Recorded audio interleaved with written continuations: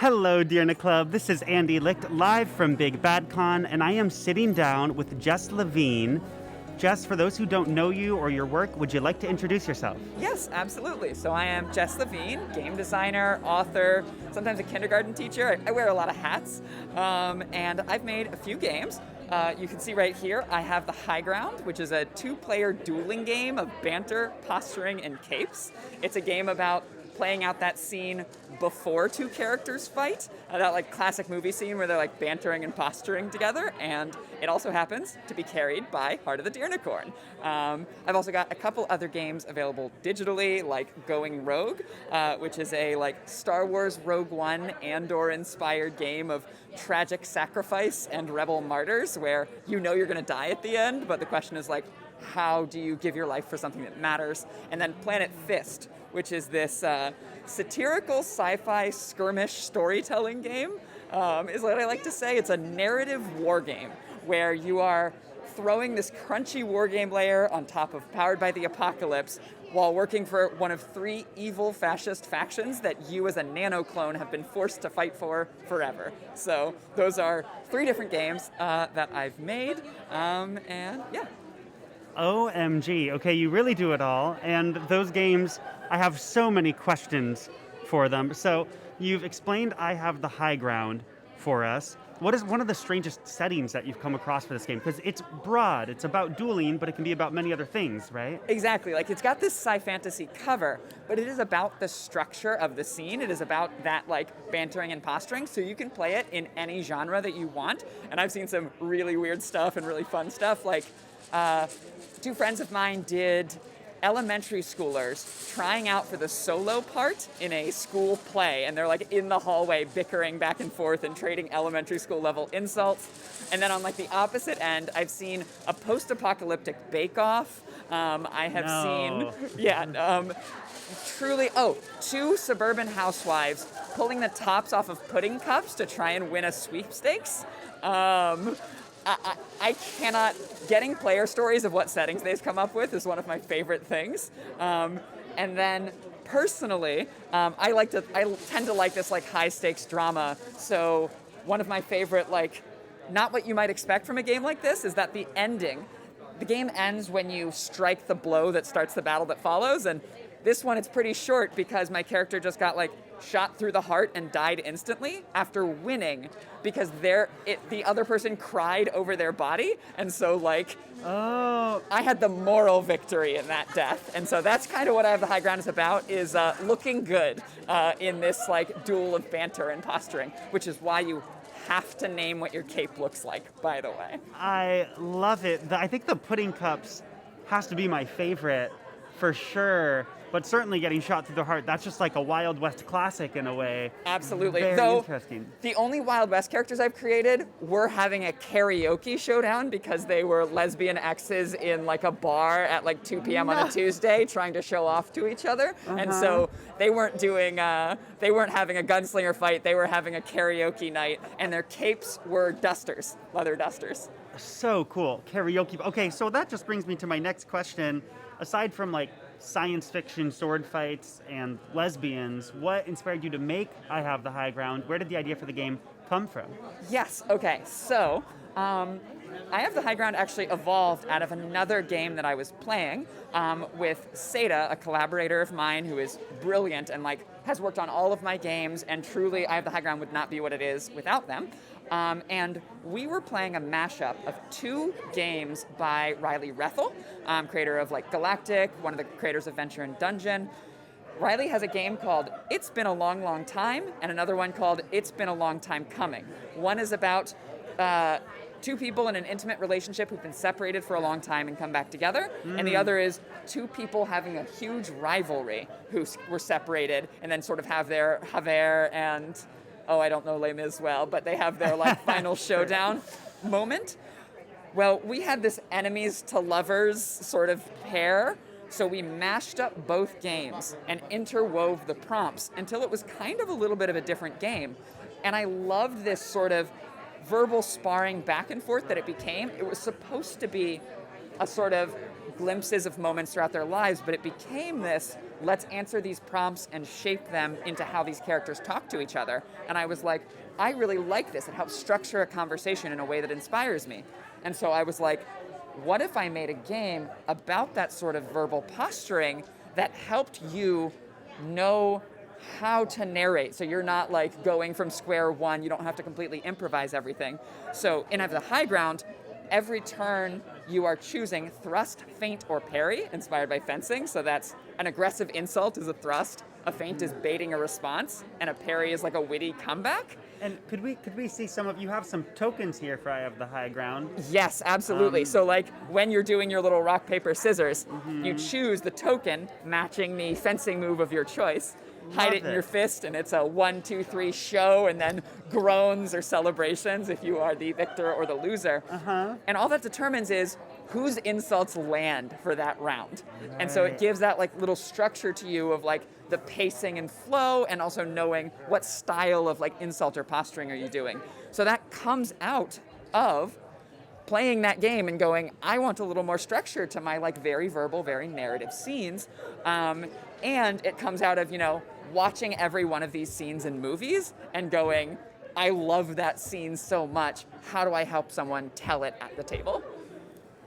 Love it. So well, I was going to say, I mean, that, that scene typically tells us so much about our story and the characters. We can learn things from before their lives, and certainly what might come after as well. It's like so pivotal, and yeah, I just love the focus that you've put on that. So. Yeah, I really wanted to zoom in on a single type of scene so that you could play it in any genre, but you have a very structured sense of what the narrative is going to be.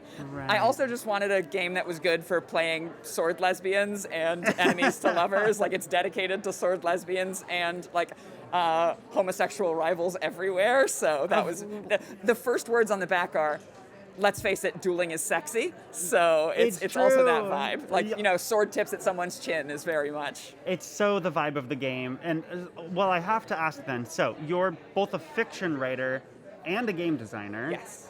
How is the relationship, how do you view the relationship between those two things for you? And do you ever have difficulty switching between one mindset and another, or do they work together?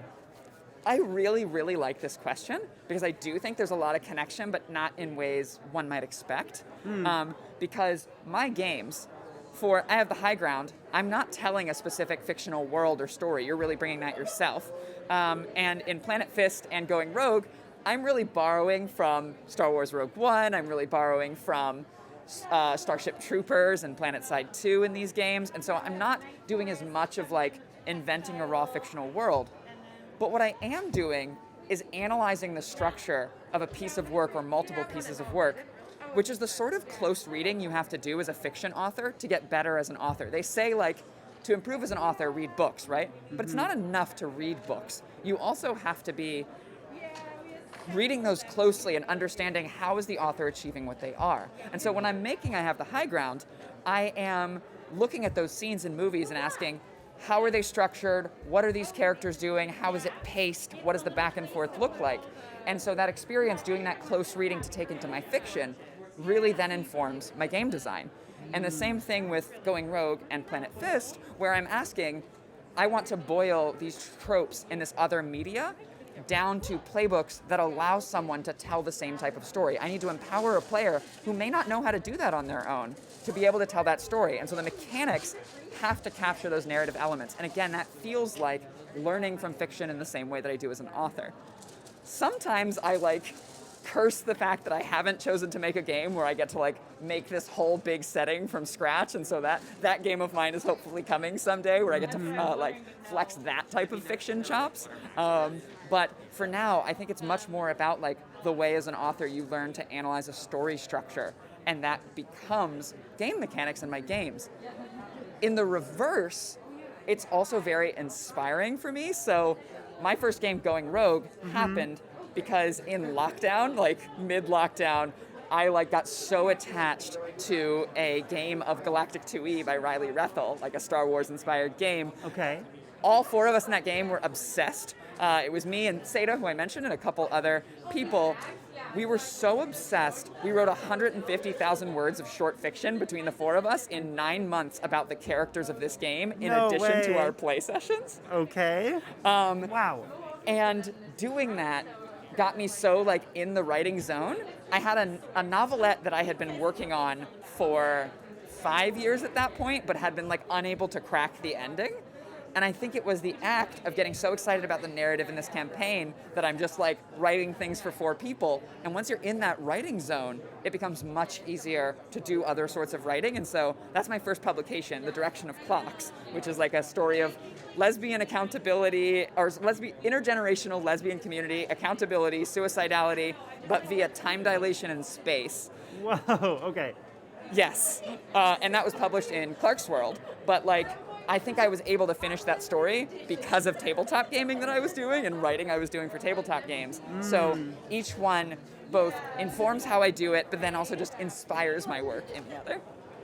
Oh my gosh. Okay, so it sounds like you are reverse engineering fiction, books, and like figuring out how they're structured, how they're built, and using that for games. And then in return, games are, giving you inspiration and impetus to write, a reason to write and like create again, and informing your fiction. I love that. It's like it's an ecosystem. Exactly. Almost. Interesting. So you have a newer game than I Have the High Ground, something that came out more recently, and it is out now? Yes, so you can get the Jam edition of that game right now, which is like, it was made in 3 months for a game jam.